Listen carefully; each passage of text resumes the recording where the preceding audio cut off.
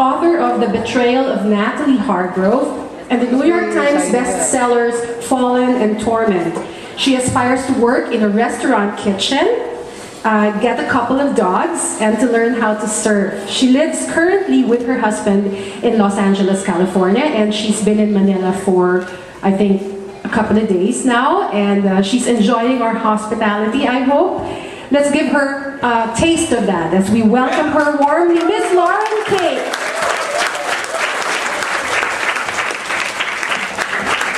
Hi, Lauren. Hello, thank you so much.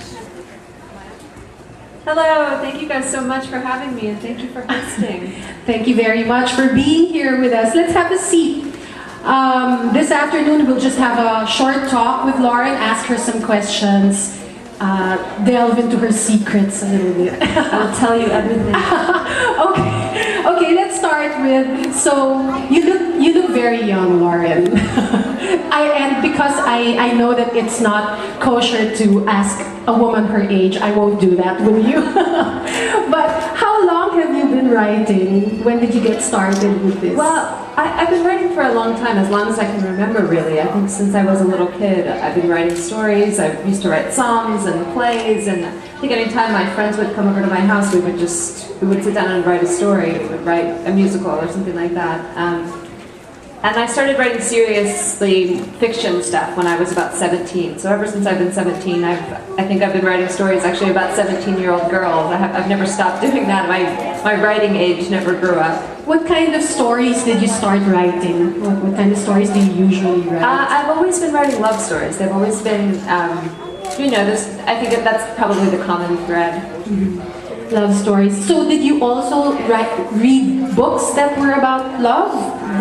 Those are the kind of books that you like? What kind of books do you read? I love romance novels, but not kind of your typical Jane Austen romance. I like books like The Great Gatsby is one of my favorite books. I like those kind of doomed romance stories that you might be able to tell from my stories. So aside from F. Scott Fitzgerald, who are the authors who influenced your writing?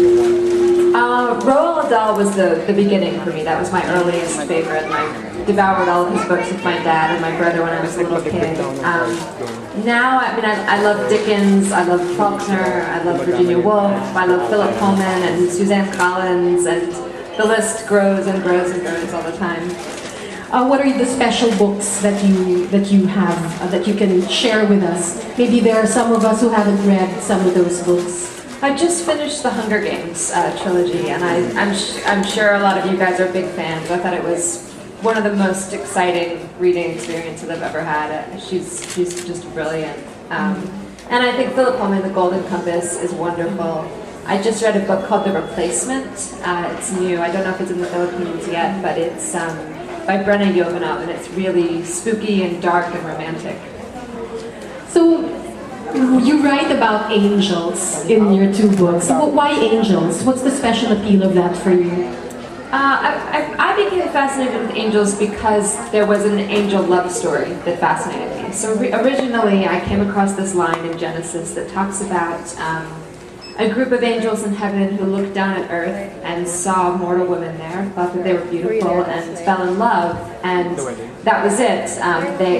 The love that they felt kind of took over them, and it eventually caused them to have to give up their place in heaven. And so I loved the complication of that love story, all the challenges that it would present, what kind of girl it would be that this angel would be drawn to. It just, it opened up a whole world of romance for me. And it led me into angelology. I started researching all these angel stories and history and mythology, and I really haven't looked back since. Mm-hmm. You seem to be drawn to a lot of very complicated love stories. Exactly. I think a lot of us can relate to that. It's never easy.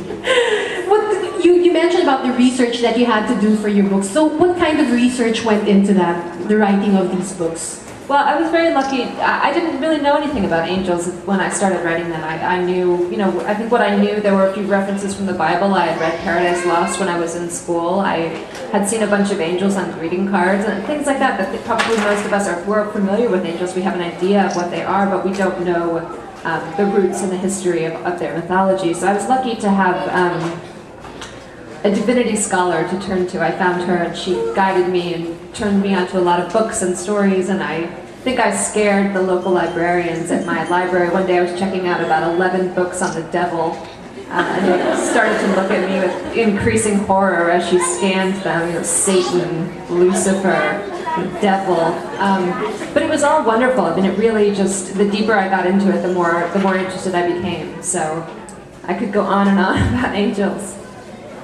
What was the most daunting challenge that you faced when you wrote these books? Was it in forming the characters, for instance, or the process of writing it, perhaps? For me, it's always the plot that is the hard part.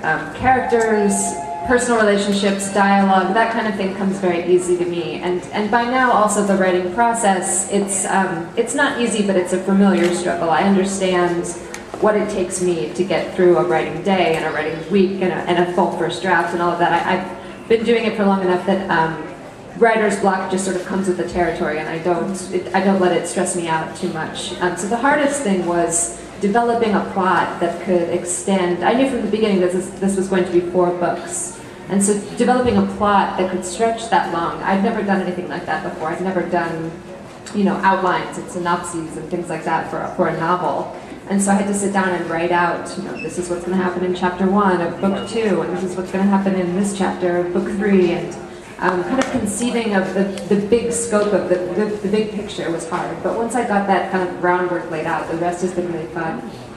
So, how long does it usually take you to, how long did it take you to finish Fallen, for instance? It takes me about 3 months to write. And you write every day? I write every day, all day. It's a pretty, you know, introverted stretch. I kind of go underground for a long time. How do you muster that discipline, and what does your husband have to say about it? I think he wishes I would do the laundry more often. No, he's wonderful, and he is probably my biggest supporter and my best reader of my books. But I think when I go under and I'm writing the first draft, it's kind of there's an urgency to Lucinda's voice that I think lends itself to that kind of writing, because she's so her story is so emotional, and it requires so much intensity that I have to sort of stay there with her. So that helps me to go back to it every day. You know, it's exhausting, but I think it benefits the books. Well, you spend a lot of time with the characters, obviously, if you write every day. So I think I'm going to ask a question that a lot of people in the audience want to ask. Team Daniel or Team Cam? I'm asking her. Okay. But I would love to hear what you guys have to say. Well, I am team, when I'm inside of Luce, I'm team Daniel. Daniel is the guy that Luce needs to be with, I think, for the rest of eternity. But since I'm not inside of Luce most of the time, when I get to come out and be myself, I'm team Cam. Oh, so as yourself, you're team Cam? Who's team Daniel? All right. There are more people who are team Cam? Really? This I gotta hear why later. I will ask you why. Who's your favorite character in the book? In the books, in the series? In the beginning, it was Arian. She seemed to me like kind of a burst of fresh air, at least in Fallen. But more and more, I mean, right now I'm nearly finished with the second draft of Passion, and right now I'm really invested in Luce and Daniel's story. They've grown on me so much as a couple and as individuals that I've been really happy with the way they've turned out. It surprised me. Who among them is most like you? I don't know if any of them are like me. I can relate to Luce the most because I'm with her the most, and I feel as if when I'm writing, you know, from a character's point of view, I really am inside of them.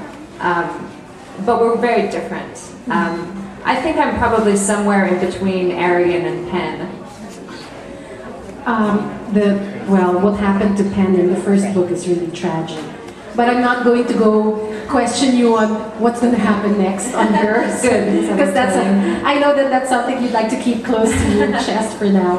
What do you consider? I know that writers go through a lot of drafts before you have a book published. And I'm sure that you go through some instances where, what the heck was I writing about there? Can you share with us one of the most maybe ridiculous things that you've put down about a character, or the way you've developed the character, that when you read it, it's like, what was that? That happens all the time. I'm working on the plane. I was working on a chapter where I'm just having to absolutely change every single thing about it. I think the clearest example of a major change that I can share with you at this point was in the first book in the original draft. Miss Sophia, the librarian, was good throughout the book. She never became